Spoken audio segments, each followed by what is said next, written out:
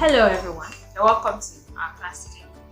In our last class we talked about conversion of fractions to decimals. Remember I told you that fractions and decimals are relatives. That is, you can change from one form to the other. Okay, now we're looking at conversion from decimals to fractions. I'll go by it again. Conversion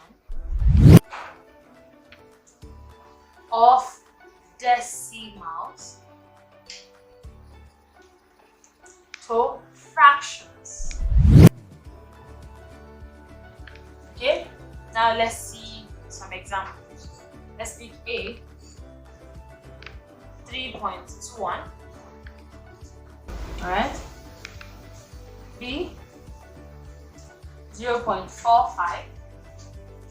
C, 0.22. Let's solve this. 3. Okay, now again there's a short form of solving this. How do you do it? What I do is underneath my decimal point, take 1. Take it very faint. Put a 1 underneath the other or the remaining digits in that question. I'll put what? Zeros. 0, 0. Okay, so my answer becomes, I write this as a whole number now, 321 over 100. That is to say, I have moved my decimal point 2 spaces to the right. Okay? Now, let's see the next one. Let's see the next one. 0.45. I'll do the same method again. Underneath my decimal point, I put an invisible one. Here I put what? 0 and 0. So that gives me, then when I'm writing, I don't put my decimal point again. I have 45 over 100. Okay? Now, look at the third one. Let's change this to this. Okay? See? 0.223.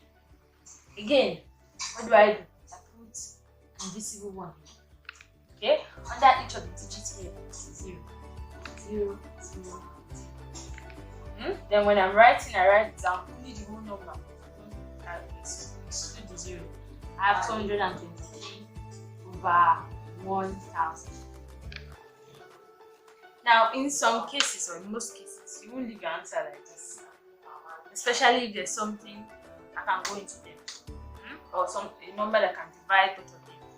We call it reduction of fractions to the lowest term. Talk about that later. Okay? You can reduce this fraction to its lowest term. Okay? Now, this is the simple way I use solving this. Change this decimal to a fraction. Remember, that a decimal number is a number between two whole numbers. I can say decimal number is a number between two whole numbers. I can say 3.21 is a number between 3 and 4. Why? Because it's greater than this example. Look at that. Okay? Now, in conversion of these decimals to fractions, I told you that I have a simple way, or rather, there's a simple way to solve it. 3.21. What do? Underneath your decimal point, put a 1. Please, faintly. Okay? Then underneath all the other digits, put what? 0, 0. Okay? So when I'm writing it out, when I'm writing out my answer, I do not write my decimal number, or rather my decimal point again. I just pick out the whole numbers and I write it divided by whatever it is. Now, note that if I do this, I will get this. Remember in our last class we talked about conversion of fractions to decimals. We have 0, 0, right? 2 zeros. And there's an invisible number, or rather an invisible decimal point behind every whole number. So if I'm moving, I'm going to move 2 spaces. Why? Because I have 2 zeros. Just 1, 2. I'm going to have 3.2. You can see it has brought me back to my original answer. Okay, my original question. So this is the simple way of solving it. 3.21 in place of your decimal point, just put right underneath. Just put A1, very small. Underneath all the other digits. When you're writing it out, write out the whole number. Don't bother about decimal. Divided by whatever you wrote out faintly, this becomes your answer. Okay? Now, the next one we have 0.45. Again, underneath the decimal point, faintly, I write my 1. Under the other digits, I write 0. Okay? So again, I write out this, the whole number here. I exclude the decimal. Okay, so this is 45, I bring it out here.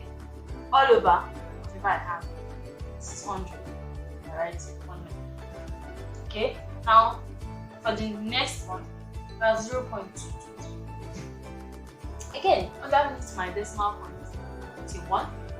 Underneath all the other digits, 2, 2, 2. When I'm writing it out, I write out my whole numbers, 252 all over 1,000. These are my answers.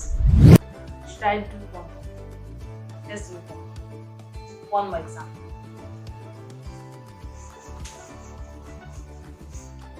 What if you have a case where you have 0.0031 and E 0.0301. What would you do? There's 0 here and there's 0 here. We'll get to that. Let's first of all look at this one. 0.0031. You follow the same rule. Say it again. You follow the same rule. Rather the same procedure. Now underneath your decimal point, a faint 1. Underneath all the other digits, that includes the zeros. Put 0. 0, 0, 0. Again, so when I'm writing out, I don't write out 0031 or 0.00. I write out the whole number I can see. This is 31. All over whatever I got in there. That is 1. How many zeros? 1, 2, 3, 4. 1, 2, 3, 4. This is my answer. 31 over 10,000. That's my answer. Let's see the last one we have here. E 0.0301.